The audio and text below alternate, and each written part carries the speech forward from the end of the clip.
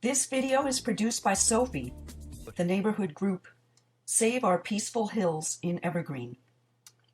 The Canh Temple bought the Greenbelt 1.5-acre property in August of 2011. They wasted no time getting started. Without obtaining permits, in just 3 months, they established 2 structures totaling 2,200 square feet and already had their first big event, the Ceremony of Buddha. Without obtaining any permits from the county from 2011 until 2015, the organization staged very large public assemblies using outdoor cooking from a cooking trailer and a series of chemical toilets.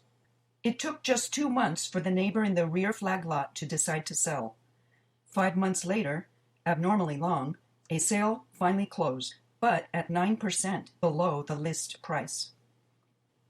Mike Enderby, a senior planner in San Jose, reviewed the use as follows in September 2013. Most of the site is proposed for development, with a parking lot and buildings, and not left as open space per the intent of the general plan. When unincorporated parcels are proposing a change in use or intensification of a use, such parcels should be annexed into the city if directly adjacent to parcels within the city. Complicating matters, this parcel is outside the urban service area and green line.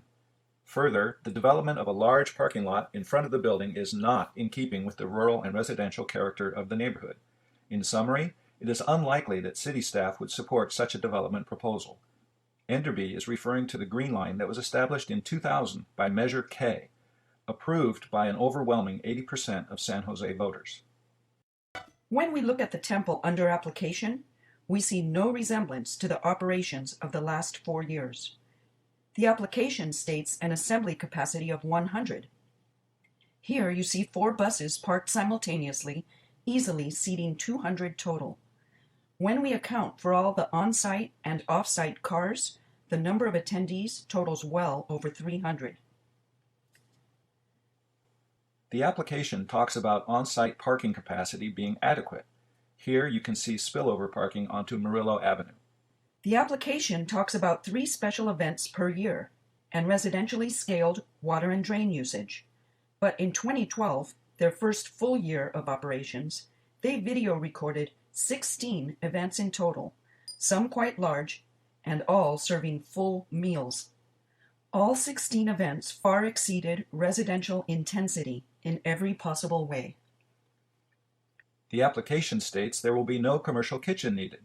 The applicant has testified that only finger foods and light refreshments will be served and that these will be catered. But every gathering they've ever had so far has served full meals. The noise assessments promise that the project-generated noise from public assembly will amount to a whisper. As he was purchasing this property in 2011, the monk boasted of a simultaneous assembly of 800 attendees. Are his ambitions not of high-intensity urban usage? The group continued to web advertise this high capacity of 800 attendees for years, even while their permit asked for only 100. The neighborhood has been demoralized for the last 4 years. The home right next door recently decided to sell, after living there only 4 years. They have listed their property since April 2015. That's more than 5 months ago, without an acceptable offer. If there is any doubt that nuisance disclosures affect home sales, here is proof. This land was intended to be open space, agricultural and residential. Let's preserve this land in Evergreen that we love.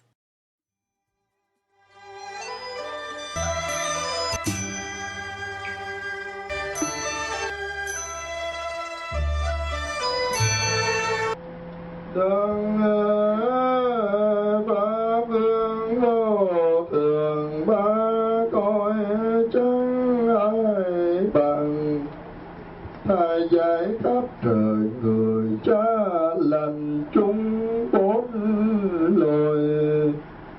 Quy còn một niềm dứt sạch nghiệp bá cây xưng dương